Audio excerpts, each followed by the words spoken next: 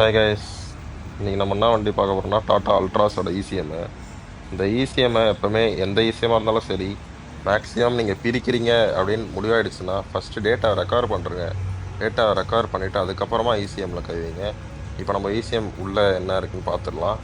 ECM என்ன கம்ப்ளைண்ட்டாக வந்துச்சுன்னா, இந்த இசிஎம் வந்து செகண்ட் இன்ஜெக்டர் வந்து கம்ப்ளைண்ட்டு. செகண்ட் இன்ஜெக்டரோட ஐசி வந்து மாஸ்ஃபெட் வந்து இது. இப்போ இது வந்து என்ன ப்ராப்ளம்னா, ஹை வருது, ஹைக்கான சப்ளை வருது, லோ வரல. அப்போ நம்ம இன்ஜின் ஒன்றா வைப்ரேட் ஆகும். ஒரு இன்ஜின் வந்து ஒரு சப்ளை போகாதனால நம்மளுக்கு வைப்ரேட் ஆகும்.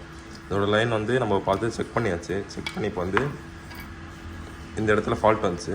இங்கேருந்து லைன் போகும்போது இந்த இடத்துல ஃபால்ட் வருது. ஸோ நம்மளோட ட்ராக் வந்து செக் பண்ணி ஓகே பண்ணியாச்சு. இப்போ இசிஎம்மை காலில் போட்டு ஸ்டார்ட் பண்ணுவோம். இப்போ வந்து வண்டியில் வந்து இசிஎம்மை கனெக்ட் பண்ணியாச்சு.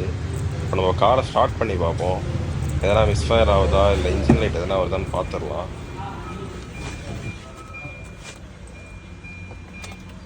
ஸ்டார்ட் பண்ணுறோம். ஓகே, இன்ஜின் லைட் எதுவும் காமிக்கல, ஸ்மூத்தாக ஒர்க் ஆகுது இன்ஜின்னு.